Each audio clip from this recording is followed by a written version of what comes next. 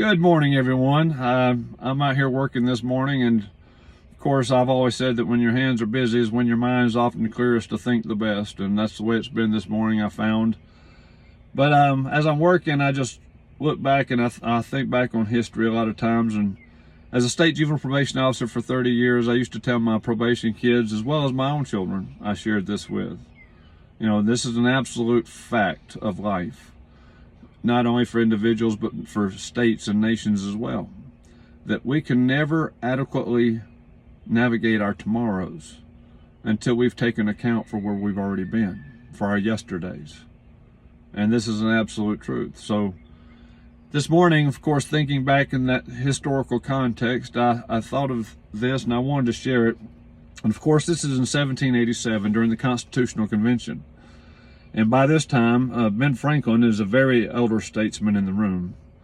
And of course, he's 11 years removed from 1776 and the days of the Revolution. So I imagine when Ben Franklin rose to address a room, it's probably brought a great hush upon the room for the respect that he brought with his years. So as Ben Franklin saw that the room was starting to become divided, that the delegates there that day were beginning to fight among themselves, and it was all beginning to unravel before his eyes. So he rose and he spoke these words as he addressed the speaker. He said, "I have lived, sir, a long time, and the longer I live, the more convincing proofs I see of this truth, that God governs in the affairs of men. And if a sparrow cannot fall to the ground without his notice, is it probable that an empire can rise without his aid?" And he called everyone to prayer. And as I said, that's a prayer that I look back on that saved the birth of a nation and the founding of a country. This country, a nation like the world had never known. Well, I too took a page from Ben Franklin's book, and on the day that the debate came to the Senate on the Life Act, I too called everyone to prayer in the state Senate that day, and for the very same reason. Because as Ben Franklin said, if a nation cannot rise without his aid, then we cannot restore the foundations without his aid as well. Because it's left up to us, we'll always mess it up. But only with God leading the way can we navigate our path forward. And these are the truths of our history, and it's why I say I cling to these. But these are also such truths of the past. I am the only candidate in this race for State Senate in the 54th District of Georgia to have received a full slate of endorsements from the most conservative and freedom-focused organizations in our state. These organizations don't give their endorsements away, but as a state senator, I had to earn them, and as I have. Organizations and people like Lieutenant Governor Jeff Duncan, who presides over the Georgia State Senate, has endorsed me. Georgia Life Alliance for my stand for life. Americans for Prosperity Action Committee. Family Policy Alliance of Georgia.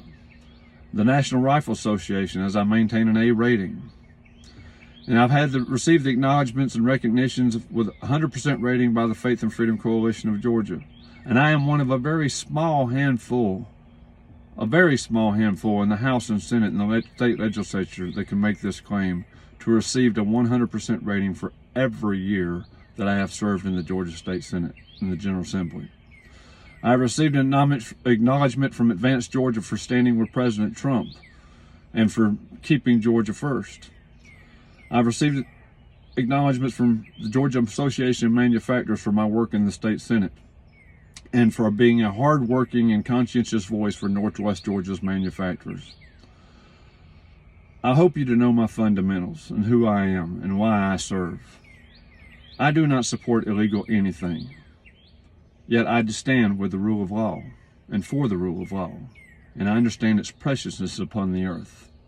I support our governor and our president to lead our government affairs and to get our state and our country back open as soon as possible during these COVID-19 days. I am 100% pro-life and will not waver from that regard. And I have and I will continue to fight against wasteful spending in our state government. As early voting has already begun and runs through this week and the next, I ask for your vote.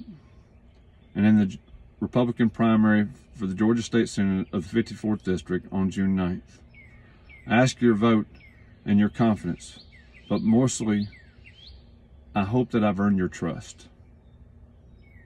That means more to me than anything you will ever know. God bless you, and let's keep moving forward as we keep Georgia first. Thank you so very much.